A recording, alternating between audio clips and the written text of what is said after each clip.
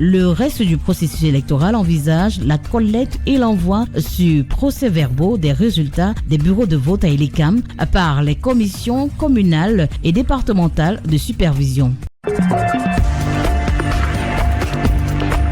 Breaking news. Breaking news. Breaking news. Cameroun. La suite du déroulement du processus électoral au Cameroun. Merci de rester sur CNN. Breaking news. Breaking news. Le jour suivant l'élection présidentielle du 12 octobre 2025 au Cameroun, les urnes ont été vidées de leur contenu, les bulletins de vote comptabilisés et organisés par bureau de vote.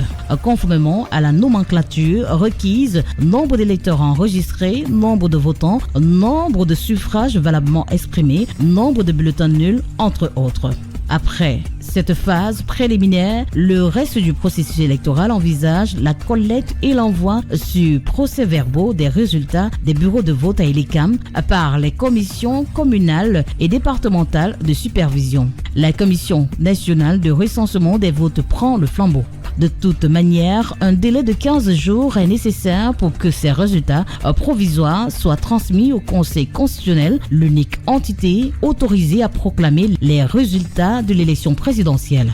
Concrètement, Elecam a jusqu'au 27 octobre 2025 pour rassembler toutes les données dans l'ensemble du territoire et provenant de la diaspora, entre eux le déroulement du vote et l'annonce officielle des résultats. Un autre protagoniste peut intervenir, le contentieux électoral selon l'article 133 du Code électoral. Chaque candidat ou formation politique ayant pris part à l'élection a 72 heures après la clôture du scrutin pour contester la validité du vote ou solliciter son annulation partielle ou complète.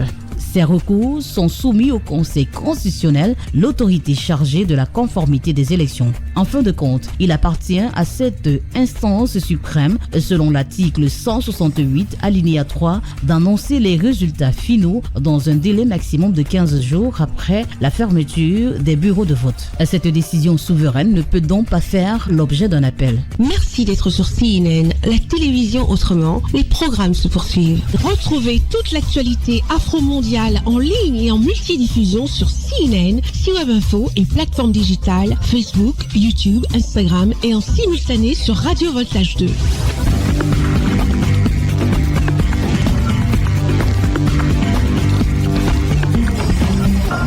Breaking news. Breaking news sur CNN.